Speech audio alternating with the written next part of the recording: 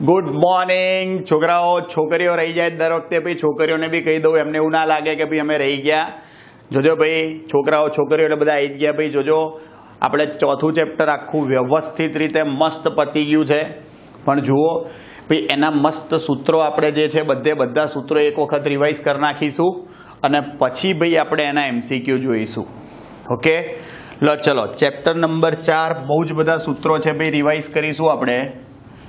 Chapter number 4 जुओ भाई, पहलू सूत्र है आपणु बायो-सावर्नो नियम। जो भाई शू कहे छे बायो-सावर्नो नियम,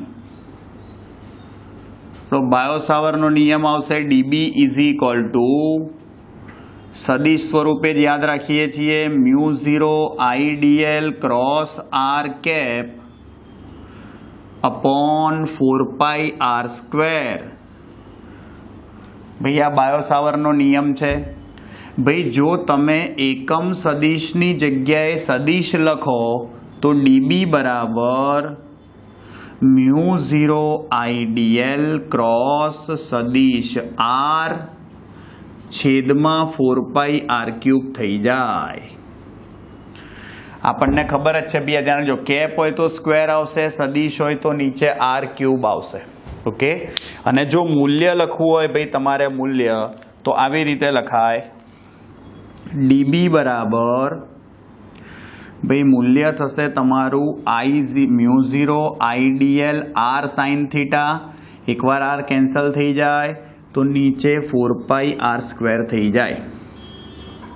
અને અગત્યની વસ્તુ જુઓ અહીંયા આગળ ભાઈ, જો તમે અક્ષ પર લેશો ભાઈ, જોજો ભાઈ તમે અક્ષ પર ચુંબકીય ક્ષેત્ર શોધવા જાઓ ભાઈ તો સાઇન થીટા શું થઈ જશે તમારું 0 થઈ જશે ભાઈ, અને સાઇન 0 શું થઈ જાય ભાઈ 0 જ થઈ જાય।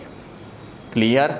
સાઇન 0 તમારું 0 થઈ જશે એટલે શું થઈ જાય ચુંબકીય ક્ષેત્ર શૂન્ય થઈ જાય। એના પછી ભાઈ બીજું છે તમારું एम्पियर सर्किटलनो नियम। भाई आपणो एम्पियर सर्किटलनो नियम शुं हतो? बंध मार्ग पर चुंबकीय प्रेरणनु रेखा संकलन, बंध मार्ग पर चुंबकीय प्रेरणनु रेखा संकलन ए भाई शून्यावकाशनी परमिएबिलिटी अने एम्पिरियन लूप में रहेला प्रवाहना गुणाकार बराबर होय छे। जो भाई अहींया बंध मार्ग पर चुंबकीय प्रेरण अथवा चुंबकीय क्षेत्रनु रेखा संकलन आवे। ओके, हवे जो भाई आपणे आनी उपरथी जे चुंबकीय क्षेत्रना सूत्रों लाया था ए बधा लखी काढीशुं। पहेला जोजो सौथी पहेला भाई वर्तुळाकार रिंग वडे उद्भवतु चुंबकीय क्षेत्र, उद्भवतु चुंबकीय क्षेत्र। जो भाई रिंग वडे उद्भवतु चुंबकीय क्षेत्र तमे लखवा जाओ म्यू0 I A square upon 2 times x square plus A square raise to 3/2। भाई આપણે અક્ષ પરનું અંતર x લખીએ છીએ અને a શું લખીએ છીએ ભાઈ ત્રિજ્યા। અને હવે જો ભાઈ આમાં n આંટાઓ હોય ભાઈ n આંટાઓ વાળા વર્તુળાકાર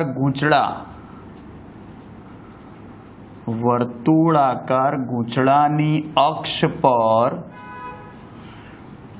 अक्ष पर चुंबकीय क्षेत्र आपणे भाई एन वाळू ज याद राखवानुं बराबर। आटाओ पछी ना आप्या होय, रिंग होय तो एक लई लेवानुं। तो आपणे सूत्र आज याद राखीशुं वधारे म्यू0 ni a square upon 2 times x square plus A square raise to 3/2। Clear? जोजो भाई एना पछी भाई पांचमू गूंचड़ाना केंद्र पर चुंबकीय क्षेत्र। भाई गूंचड़ाना केंद्र पर ચુંબકીય ક્ષેત્ર બહુ જ કામનું સૂત્ર છે ભૈયા. જુઓ, ગૂંચળાના કેન્દ્ર પર ચુંબકીય ક્ષેત્રનું સૂત્ર શું લખાય? બી કેન્દ્ર μ0 Ni/2a. μ0 Ni/2a આ શું થઈ ગયું ભાઈ? તમારું ગૂંચળાના કેન્દ્ર પર ચુંબકીય ક્ષેત્રનું સૂત્ર. એના પછી જોજો ભાઈ, ગૂંચળાની અક્ષ પર ખૂબ જ મોટા અંતરે, ગૂંચળાની અક્ષ પર ખૂબ જ મોટા અંતરે ચુંબકીય ક્ષેત્ર. ભાઈ ખૂબ જ મોટા અંતરે તમે ચુંબકીય ક્ષેત્ર લખવા માટે જાઓ ભાઈ, શું કરવાનું? x is very much greater than a. તો ભૈયા એક્સ સ્ક્વેરની સાપેક્ષે a સ્ક્વેરને અવગણી નાખો, સરવાળામાં જ અવગણાય ભાઈ. a સ્ક્વેર રેઝ ટુ, ભાઈ આ અવગણી કાઢ્યું, x સ્ક્વેર રેઝ ટુ 3/2 થાય, સ્ક્વેર સ્ક્વેર રૂટ ઉડી જાય, તો ભાઈ b શું લખાશે? μ0 Ni a square upon 2x³ થાય. ભાઈ આ બધા જુઓ, રિંગ કે ગૂંચળા વડે ઉદ્ભવતા ચુંબકીય ક્ષેત્રના સૂત્રો થયા તમારા. એના પછી આવશે ભાઈ તમારું અતિ લાંબા તાર વડે ઉદ્ભવતું ચુંબકીય ક્ષેત્ર. ભાઈ અતિ લાંબા વિદ્યુત પ્રવાહ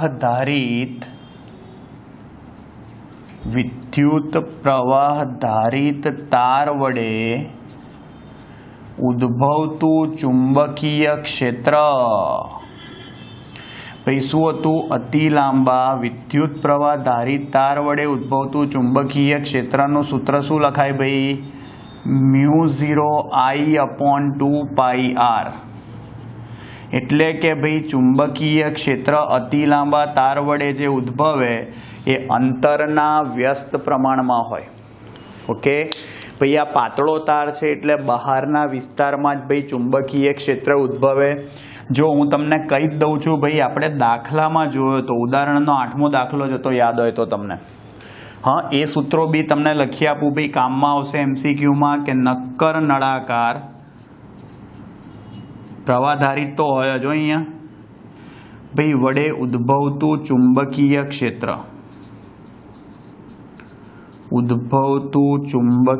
ક્ષેત્ર, એમાં આપણે ભાઈ 3 જગ્યાએ લેતા હતા. આપણે પહેલા લેતા હતા R1 a. ત્રિજ્યા a છે નક્કર નળાકારની, એની અંદરના વિસ્તારમાં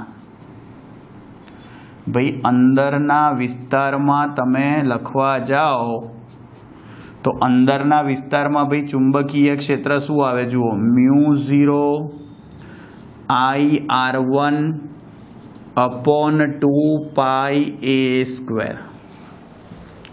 એટલે કે ચુંબકીય ક્ષેત્ર અંદરના વિસ્તારમાં અંતરના સમપ્રમાણમાં હોય. જોજો ખબર પડી? આમાં જ ભાઈ જો સપાટીની બહાર લખો r greater than a, r greater than a એટલે ક્યાં થશે ભાઈ? બહારના વિસ્તારમાં. ભાઈ આ બહારના વિસ્તારમાં ચુંબકીય ક્ષેત્ર સુધી ભાઈ આપણે લાયા હતા એ સૂત્ર અતિ લાંબા તાર જેવું જ હતું ભાઈ, μ0 I/2πr. એટલે કે બી ચલે છે 1/r જ લખાય. ક્લિયર? અને ભાઈ સપાટી પર લખો તમે, સપાટી પરનો મતલબ શું થાય ભાઈ? R1 અને R બરાબર a લઈ લો. આ ક્યાં લાયા? ચુંબકીય ક્ષેત્ર સપાટી પર. ભાઈ આમાં કે આમાં બંનેમાં તમે R કે R1 બરાબર a મૂકી દો તો તમારું ચુંબકીય ક્ષેત્ર જે છે એ μ0 I/2πa થઈ જાય. આ મહત્તમ હોય. આ ખાસ ધ્યાન રાખજો. એટલે જો તમે આનો આલેખ દોરો ભાઈ B વિરુદ્ધ R નો, તો આલેખ આવો આવશે. નક્કર નળાકાર વડે ઉદ્ભવતું ચુંબકીય ક્ષેત્ર અંતર સાથે કેવી રીતે બદલાય? જોજો, આ ત્રિજ્યા છે આપણી R બરાબર a, અંદરના વિસ્તારમાં સમપ્રમાણમાં બી ચલે છે R1 લખ્યું છે આપણે. બહારના વિસ્તારમાં 1/r ધીમે ધીમે ઘટે. બી ચલે છે 1/r. અને એક્ઝેક્ટ સપાટી પર ચુંબકીય ક્ષેત્ર તમારું શું થઈ જશે ભાઈ? મહત્તમ થઈ જશે. ક્લિયર? જોજો ભાઈ, આ દાખલામાં જોયું હતું આપણે ઉદાહરણના, પણ સૂત્ર કહી દીધું કામમાં આવશે તમને એટલે. અને એના પછી જોજો ભાઈ, અનંત લંબાઈના સોલેનોઇડ, અનંત લંબાઈના સોલેનોઇડ વડે ઉદ્ભવતું ચુંબકીય ક્ષેત્ર,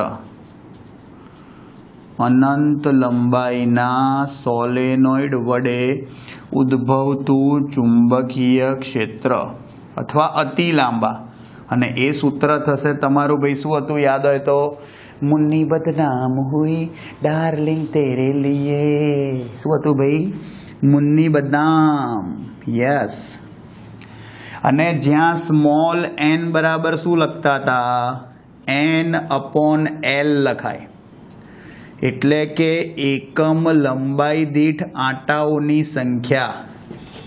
શું હતું ભૈયા? એકમ લંબાઈ દીઠ આંટાઓની સંખ્યા. ખાસ ધ્યાન રાખજો. એકમ લંબાઈ દીઠ આંટાઓની સંખ્યા થાય. અને એના પછી ભાઈ આપણે લાયા હતા ટોરોઇડ વડે ઉદ્ભવતું ચુંબકીય ક્ષેત્ર. ભાઈ, ટોરોઇડ વડે ઉદ્ભવતું ચુંબકીય ક્ષેત્ર.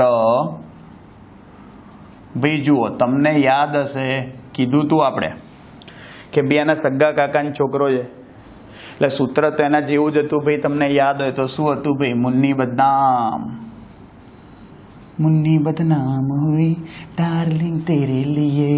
ભાઈ જોજો, પણ આમાં સ્મોલ n શું થાય? જોજો, સોલેનોઇડમાં ભાઈ નળાકાર હોય, ટોરોઇડમાં આપણે એને વાળીને બે છેડા જોડી દો, શું બની ગયું? શું બની ગયું ભાઈ? પરિઘ. તો અહીંયા શું આવતું હતું? n/2πr. એટલે આ શું કહેવાય? પરિઘની એકમ લંબાઈ દીઠ આંટાઓની સંખ્યા. પરિઘની એકમ લંબાઈ દીઠ આંટાઓની સંખ્યા.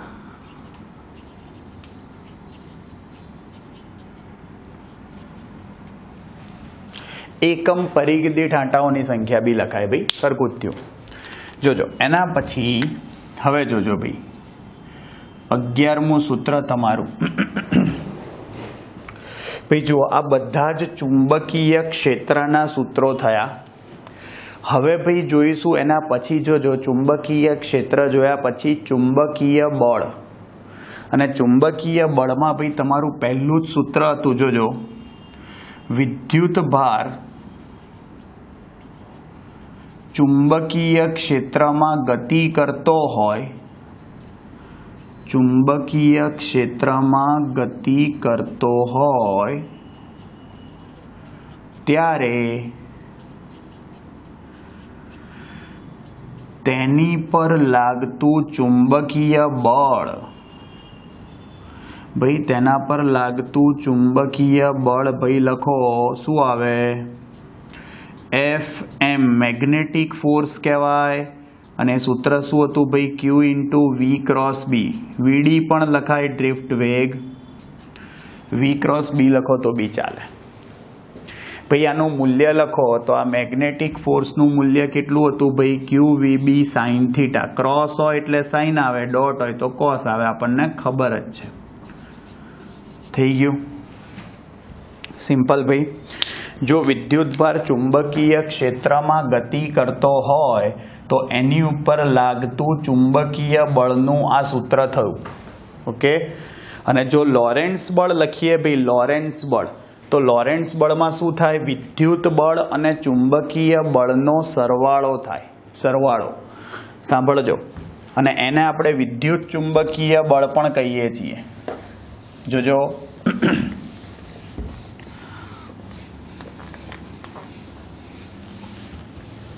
એ વિદ્યુત અને ચુંબકીય બળનો સરવાળો કરો એને લોરેન્ટ્ઝ બળ કહેવાય ભાઈ.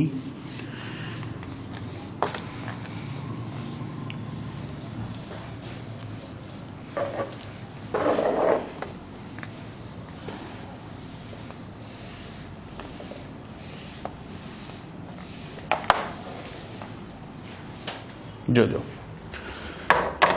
ભાઈ 12મું સૂત્ર તમારું લોરેન્ટ્ઝ બળ શું છે? જોજો ભાઈ લોરેન્ટ્ઝ બળ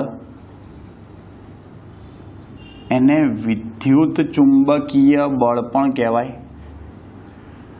વિદ્યુત ચુંબકીય બળ બીજું કંઈ નહીં. લોરેન્ટ્ઝ બળ એટલે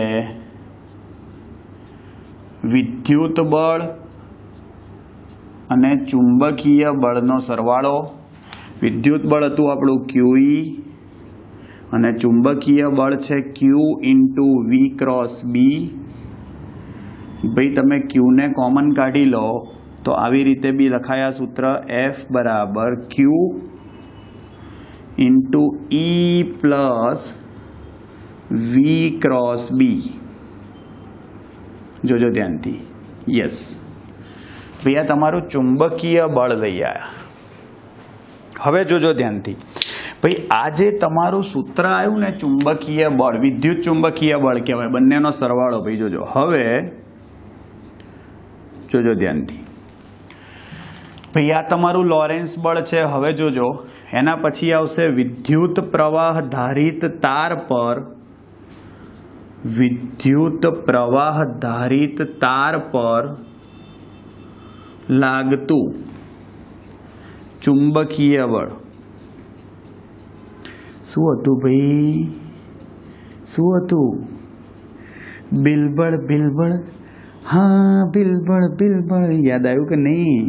શું લખાય ભાઈ? IL cross B. અને IL ક્રોસ બી લખી કાઢો ભાઈ એટલે આનું મૂલ્ય લખતા હતા તો શું આવે ભાઈ? કીધું તો ખરી બિલબળ બિલબળ. હા બિલબળ થાય ને ભાઈ. એટલે શું આવશે અહીંયા આગળ ભાઈ તમારું સૂત્ર બિલ સાઇન થીટા. ભાઈ આ તમે શું લાયા? ચુંબકીય બળનું સૂત્ર. ખાસ ધ્યાન રાખજો ભાઈ આ તમારા ચુંબકીય બળનું સૂત્ર થયું. ધ્યાનથી જોજો ભાઈ. એના પછી ભાઈ 14મું તમારું 14મું સૂત્ર છે પરસ્પર સમાંતર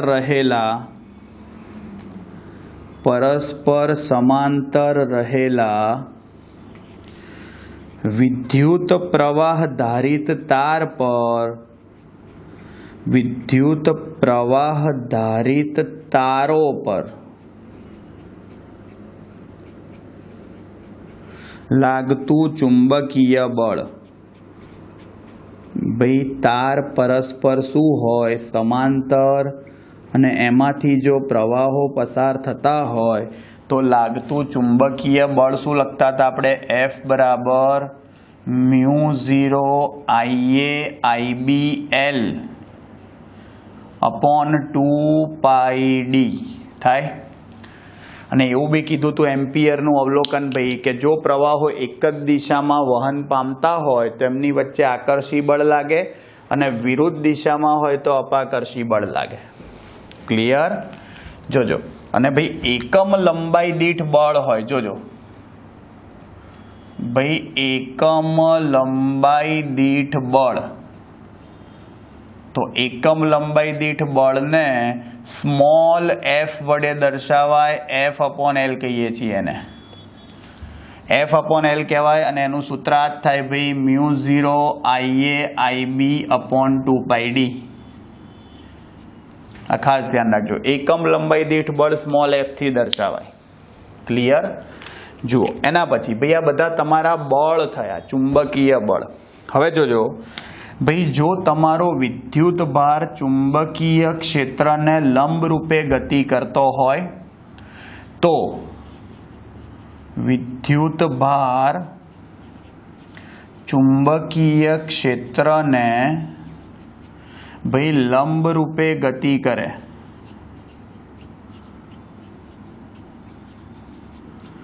તો તેનો ગતિપથ વર્તુળાકાર હોય. તેનો ગતિપથ શું હશે ભાઈ? વર્તુળાકાર. પણ ધ્યાનથી સાંભળજો ભાઈ, જરૂરી કેન્દ્રગામી બળ અહીંયા કોણ પૂરું પાડે? બહુ કામનું સૂત્ર ભાઈ. જરૂરી કેન્દ્રગામી બળ અહીંયા ચુંબકીય બળ પૂરું પાડે. આ ખાસ ધ્યાન રાખજો. તો કેન્દ્રગામી બળનું સૂત્ર શું થાય ભાઈ? mv²/r બરાબર qvb sin થીટા. થીટા 90 થઈ જાય. આ સૂત્ર આવતું હતું. તો ભાઈ અહીંયા આગળ સાયક્લોટ્રોનમાં આપણે આવું જ થતું હતું ભાઈ. હા, એટલે આવું કહી શકીએ કે સાયક્લોટ્રોનમાં વિદ્યુત ભારિત કણની ત્રિજ્યા આની ઉપરથી જ આવે ભાઈ. સાયક્લોટ્રોનમાં વિદ્યુત ભારિત કણની ત્રિજ્યા, તો એ ત્રિજ્યાનું સૂત્ર શું લખાય ભાઈ? r બરાબર mv/qb. શું થાય ભાઈ? r બરાબર mv/qb. તો r ચલે છે, v લખાય, ચલે છે mv, એટલે કે વેગમાન. કહેવાનો મતલબ વેગ વધે તો ભાઈ વેગમાન વધે તો ત્રિજ્યા વધે, અને ઘટે ને ઘટે તો ઘટે. ધ્યાન રાખજો. અને અગત્યની વસ્તુ ભાઈ જોજો, સાયક્લોટ્રોનમાં વિદ્યુત ભારિત કણની કોણીય આવૃત્તિ. ભાઈ સાયક્લોટ્રોનમાં વિદ્યુત ભારિત કણની કોણીય આવૃત્તિ. તો ભાઈ એ જે કોણીય આવૃત્તિ તમે લખવા જાઓ, જુઓ તમારું સૂત્ર v બરાબર r ઓમેગા થઈ જતું હતું, r કટ થતું હતું, અને ઓમેગાનું સૂત્ર શું થતું હતું? qb/m. આ સાયક્લોટ્રોનમાં વિદ્યુત ભારિત કણની શું હતી? કોણીય આવૃત્તિ. ભાઈ સાયક્લોટ્રોનમાં વિદ્યુત ભારિત કણની આવૃત્તિ, સાયક્લોટ્રોન કહો કે વિદ્યુતભાર ચુંબકીય ક્ષેત્રને લંબ રૂપે દાખલ થતો હોય એવું કહો, બંને વસ્તુ સરખી જ થઈ. સાયક્લોટ્રોનમાં વિદ્યુત ભારિત કણની આવૃત્તિ, તો ભાઈ વિદ્યુત ભારિત કણની આવૃત્તિનું સૂત્ર લખો તમે, ઓમેગા બરાબર 2πf થાય. તો fc શું થાય? સાયક્લોટ્રોનની આવૃત્તિ qb/2πm. અને સાયક્લોટ્રોનમાં વિદ્યુત ભારને એક ભ્રમણ પૂરું કરવા લાગતો સમય, એટલે કે વિદ્યુત ભારનો આવર્તકાળ. સાયક્લોટ્રોનમાં વિદ્યુત ભારિત કણનો આવર્તકાળ, તો ભાઈ વિદ્યુત ભારિત કણનો આવર્તકાળ શું લખાય? આનો વ્યસ્ત થઈ જાય 2πm/qb થાય. આવડશે? ધ્યાનથી જુઓ, આ ત્રણે ત્રણ સૂત્રો વેગથી સ્વતંત્ર છે. ત્રિજ્યા વેગ વધવાથી અવશ્ય વધે, પરંતુ તેની આવૃત્તિ, કોણીય આવૃત્તિ કે આવર્તકાળમાં કોઈ ફેર પડતો નથી. આ ખાસ ધ્યાન રાખજો. આવડે ભાઈ? એના પછી ભાઈ 20મું, જો વિદ્યુત ભાર ચુંબકીય ક્ષેત્રમાં થીટા કોણે દાખલ થાય, થીટા 90 ના હોવો જોઈએ, થીટા કોણે દાખલ થાય, તો ભાઈ વિદ્યુત ભારનો ગતિપથ આપણને ખબર જ છે કેવો થઈ જાય ભાઈ? હેલિકલ થાય. શું થાય? હેલિકલ. એટલે કે ભાઈ ગતિપથ આપણો આવો થઈ જશે, ખબર છે આપણને. અને એનો મતલબ કે અહીંયાથી ભાઈ આ સ્પર્શક દોરો, વેગ થયો, અહીંયા વેગના તમને બે ઘટકો મળે. આ v સમાંતર કહેવાય, આ v લંબ કહેવાય. આ ખૂણો થીટા થાય, v સમાંતર એટલે v cos થીટા થાય, અને v લંબ એટલે v sin થીટા થાય. કીધું તો આવું ભાઈ? હા ભાઈ, ચાક ગતિ માટે જવાબદાર કોણ? વી સાઇન થીટા. અને આગળની સુરેખ ગતિ માટે જવાબદાર કોણ? વી કોસ થીટા. અને અહીંયા જો તમે ભાઈ વિદ્યુત ભારની ત્રિજ્યા લખવા જાઓ તો અહીંયા તમારી ત્રિજ્યાનું સૂત્ર થાય mv sine theta by QB. તમારે આ જ સૂત્ર યાદ રાખવાનું. પછી જો લંબ દાખલ થતો હોય તો આમ બી થીટા 90 લઈ લેશો એટલે 1 થઈ જશે. અને અહીંયા ભાઈ હેલિક્સની પીચ, ભાઈ એક હેલિક્સ પૂરું થાય એને હેલિક્સની પીચ કહેવાય. અને હેલિક્સની પીચ અંતર છે. અંતર એટલે ઝડપ ગુણ્યા સમય થાય. ઝડપ અહીંયા કઈ આવે જુઓ, સુરેખ અંતર. એક હેલિક્સ પૂરું થાય એને એની પીચ કહેવાય. જેમ એક વર્તુળ પૂરું થાય એને શું કહેવાય? પરિઘ. રીતે હેલિક્સની પીચ શું હતી ભાઈ? જુઓ, આ ગતિ માટે જવાબદાર કોણ ભાઈ? વી સમાંતર. સુરેખ ગતિ માટે જવાબદાર કોણ? વી સમાંતર. અને સમય આવર્તકાળ જેટલો વી સમાંતર વી કોસ થીટા થાય. અને ટી શું છે? આ રહ્યો. એમાં તો આમ બી વેગ આવતો નથી. સૂત્ર શું થશે જુઓ, 2πm by QB into V cos theta. આ હેલિક્સની પીચ. આ બધું ભાઈ MCQમાં તમને કામમાં આવશે. ક્લિયર? એટલે ભાઈ આ તમારી હેલિક્સની પીચ થઈ. આપણે જુઓ ભાઈ, આની ઉપરથી આપણે યાદ હોય તો વેલોસિટી સિલેક્ટર લાયા હતા, એનું સૂત્ર બી કહી દઉં ભાઈ. ભાઈ વેગ પસંદગીકાર. ભાઈ વેગ પસંદગીકાર કોને કહેતા હતા યાદ હોય તો? V બરાબર E/B. ભાઈ જ્યારે વિદ્યુત ક્ષેત્ર અને ચુંબકીય ક્ષેત્ર પરસ્પર લંબ હોય અને વિદ્યુત બળ અને ચુંબકીય બળ સમાન મૂલ્યના અને પરસ્પર વિરુદ્ધ દિશામાંના હોય ત્યારે પરિણામી બળ શૂન્ય થઈ જાય.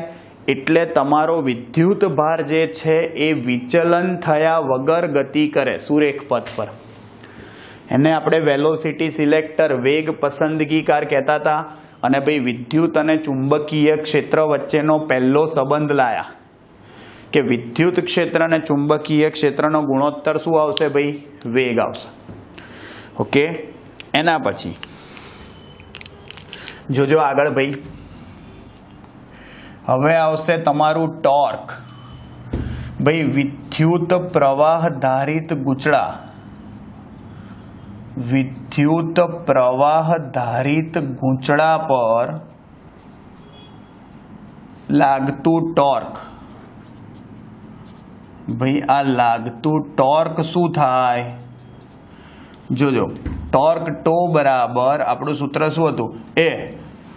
એ બીના ભાઈ બીના સાઇન થીટા.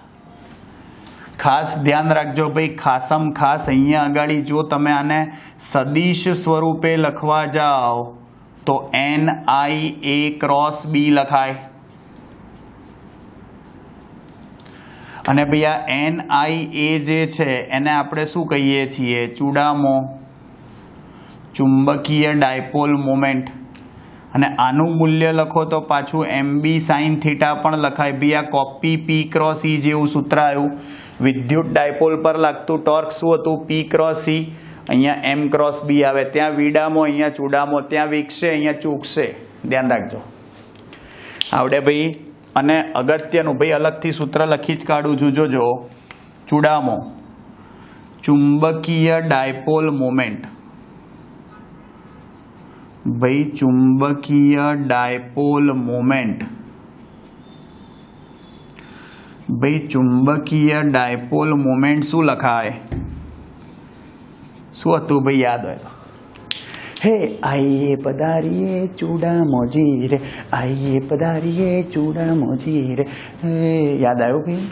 તો n ટાઈમ્સ ભાઈ અતિથિ દેવો ભવ n વખત આવે તો આવવા દે ને, આપણે અતિથિ ના પાડતા જ નહીં. નવી ભૌતિક રાશિ આવીને ભાઈ ચૂડામો. ભાઈ ખાસ ધ્યાન રાખજો, આનો એકમ લખીશું તો એમ્પિયર મીટર સ્ક્વેર આવશે. અને પારિમાણિક સૂત્ર લખીશું તો ભાઈ M0L2 T0A1 આવશે. આ ખાસ ધ્યાન રાખજો, આવડશે ભાઈ. ભાઈ આ તમારા ચુંબકીય ડાયપોલ મોમેન્ટ અને વિદ્યુત પ્રવાહ ધારિત પૂંછડા પર લાગતું ટોર્કનું સૂત્ર લાયા ભાઈ. સિમ્પલ છે એકદમ, બહુ જ કામની વસ્તુ છે, ધ્યાન રાખજો ભાઈ, આ સખત કામની વસ્તુ છે. અને જુઓ હવે ભાઈ આનો ઉપયોગ આપણે ક્યાં કરતા હતા ભાઈ? ગેલ્વેનોમીટરમાં કરતા હતા. જુઓ પણ એ પહેલા તમને પેલું કહી દઉં, કક્ષીય ચુંબકીય મોમેન્ટ ને એના સૂત્રો જોજો લાइए. मिले तुम हमको बड़े नसीबों से चुराया है मैंने किस्मत की लकीरों से मिले तुमको बड़े नसीबों से चुराया है मैंने किस्मत की लकीरों से. પહેલી બે લીટી આવડે હો ભાઈ, આગળનું ના આવડે, બહુ થઈ ગયું આટલું તો. સંતોષ. જોજો એના પછી ભાઈ શું કહે છે અહીંયા આગળ? ભાઈ આગળનું તમારું સૂત્ર નંબર ભૂલી ગયો, કયું હતું ભાઈ? 22 હતું લગભગ, 23મું આયા. જોજો આગું પાછું હોય તો જોઈ લેજો ભાઈ. તમને આવું કે પહેલા તો જુઓ, ઇલેક્ટ્રોનનું કોણીય વેગમાન. ભાઈ ઇલેક્ટ્રોનનું કોણીય વેગમાન શું હતું? mvr. કોણીય વેગમાન શું આવે? mvr. આ m ઇલેક્ટ્રોનનું દળ થાય, કન્ફ્યુઝન ના થાય ભાઈ, ચૂડામો નથી, એટલે જ ભાઈ ઇલેક્ટ્રોનનું દળ. ક્લિયર? એના પછી ઇલેક્ટ્રોનની ચુંબકીય ડાયપોલ મોમેન્ટ, એટલે એને કક્ષીય ચુંબકીય મોમેન્ટ પણ કહેવાય. ઇલેક્ટ્રોનની કક્ષીય ચુંબકીય મોમેન્ટ. અને ભાઈ આ કક્ષીય ચુંબકીય મોમેન્ટ એટલે જ આપણે મ્યુ એલ વડે દર્શાવતા હતા. સૂત્ર હતું ભાઈ આપણું હાફ EVR, અને v બરાબર r ઓમેગા મૂકી દો તો કોણીય વેગ સ્વરૂપમાં બી ભાઈ તમે જવાબ લાવી શકો.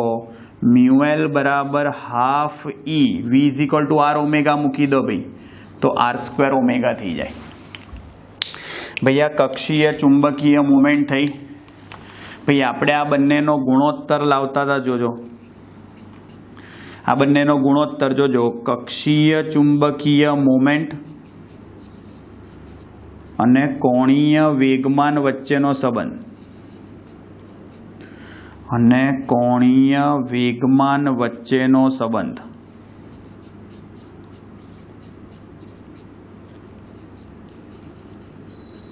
શું હતું ભાઈ? ભાઈ એનો મતલબ આવું હતું સૂત્ર, મ્યુએલ અપોન એલ. આનો ને આનો ભાગાકાર કરો. જો અહીંયા આગળ આ વીઆર કટ થઈ જાય, E/2 ME આવે. આપણે સામે જ લખીએ છીએ સીધું એલ ને. સદિશ લખીએ તો આગળ માઇનસ નિશાની આવે, ધ્યાન રાખજો. અને અગત્યની વસ્તુ આ E/2 ME ને આપણે શું કહેતા હતા યાદ હોય તો? ગાયરોમેગ્નેટિક રેશિયો. ભાઈ ગાયરોમેગ્નેટિક રેશિયો. અને E/2 ME જે છે એનું મૂલ્ય થશે 8.810 કુલમ્બ પર કેજી. ક્લિયર? અને ભાઈ જોજો એના પછી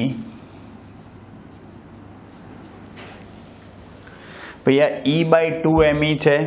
જોજો સમજવા જેવી વસ્તુ ભાઈ. એના પછી આજે એલ હતું ભાઈ, બોહરના અધિતર્ક મુજબ યાદ છે ને ભાઈ? ભાઈ બોહરના અધિતર્ક મુજબ ઇલેક્ટ્રોનનું કોણીય વેગમાન શું હતું યાદ હોય તો?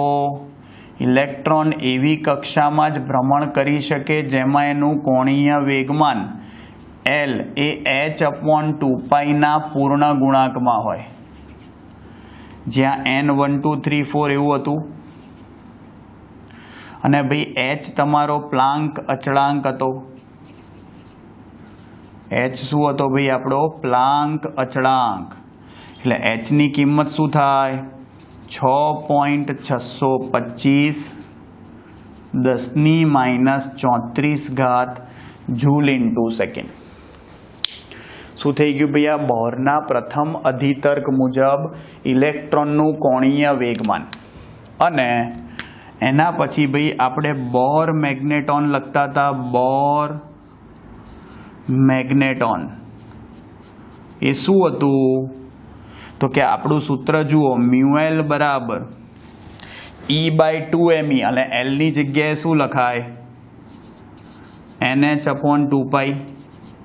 પણ બોર મેગ્નેટોન એટલે શું કહેતા હતા ભાઈ? આ μL ની કિંમત મિનિમમ લેવાની, એટલે કે n બરાબર 1 લઈ લેવાનું. એટલે એનું સૂત્ર આવું થાય, EH/4πme. આની કિંમત મૂકીને સાદુરૂપ લાવો તો 9.27 10⁻24 થાય. એકમ ભૂલવાનો નહીં. બોર મેગ્નેટોનનો એકમ ચૂડામો જ થઈ ભાઈ, કક્ષીય ચુંબકીય મુમેન્ટ.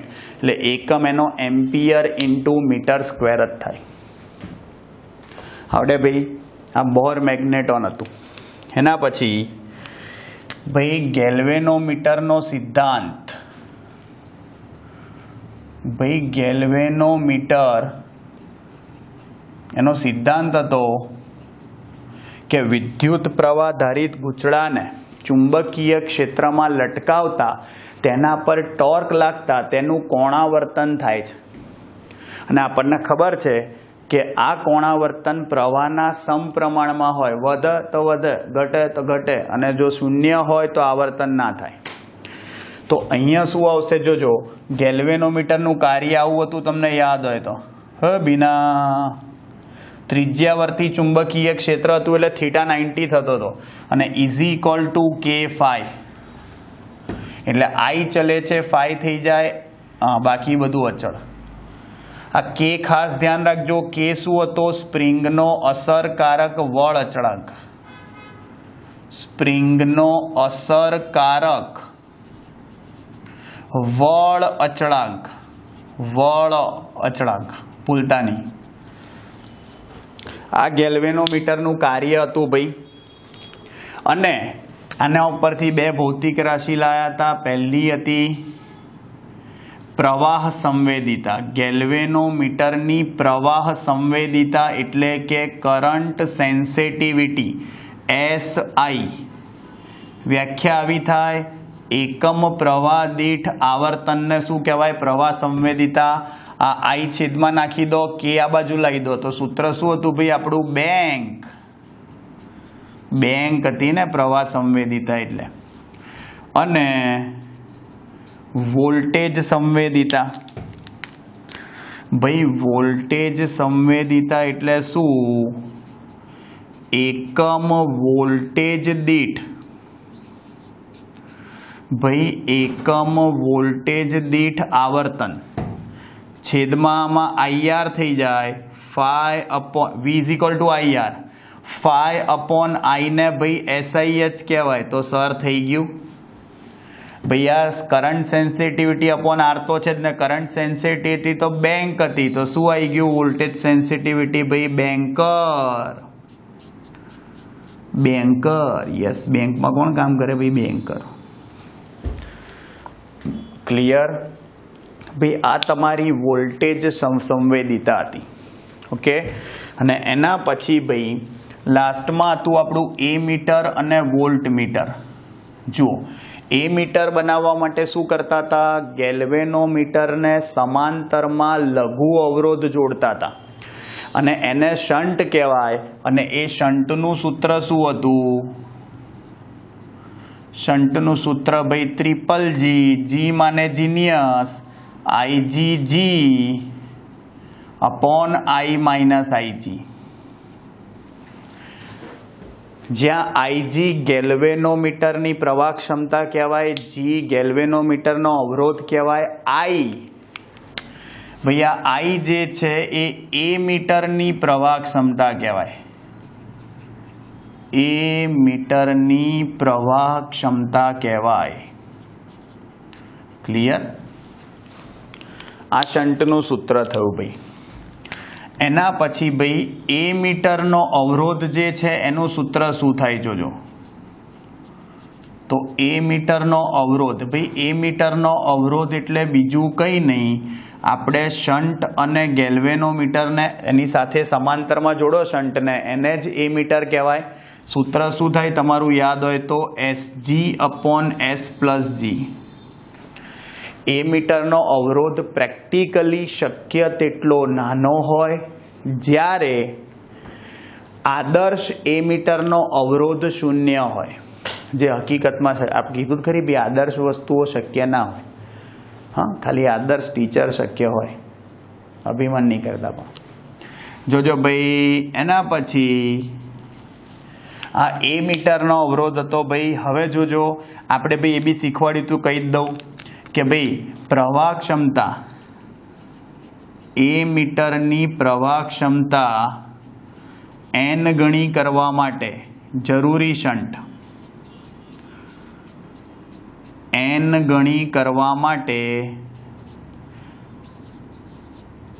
જરૂરી શન્ટનું મૂલ્ય, જરૂરી શન્ટનું મૂલ્ય, તો ભાઈ જરૂરી શન્ટનું મૂલ્ય શું લખાય? S/G/n-1.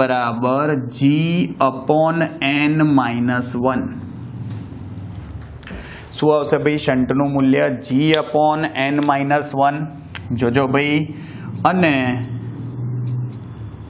ભાઈ એ મીટરની પ્રવાહ ક્ષમતા n ગણી કર્યા બાદ, એ મીટરની પ્રવાહ ક્ષમતા n ગણી કર્યા બાદ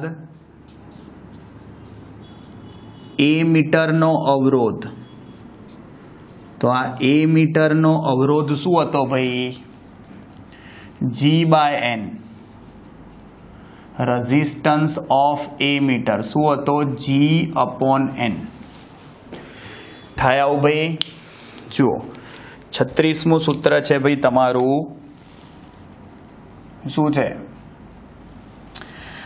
યસ, વોલ્ટ મીટર બનાવવા માટે શું કરતા હતા ભાઈ? ગેલ્વેનોમીટરને શ્રેણીમાં બહુ મોટો અવરોધ જોડતા હતા, જેને શ્રેણી અવરોધ કહેવાય.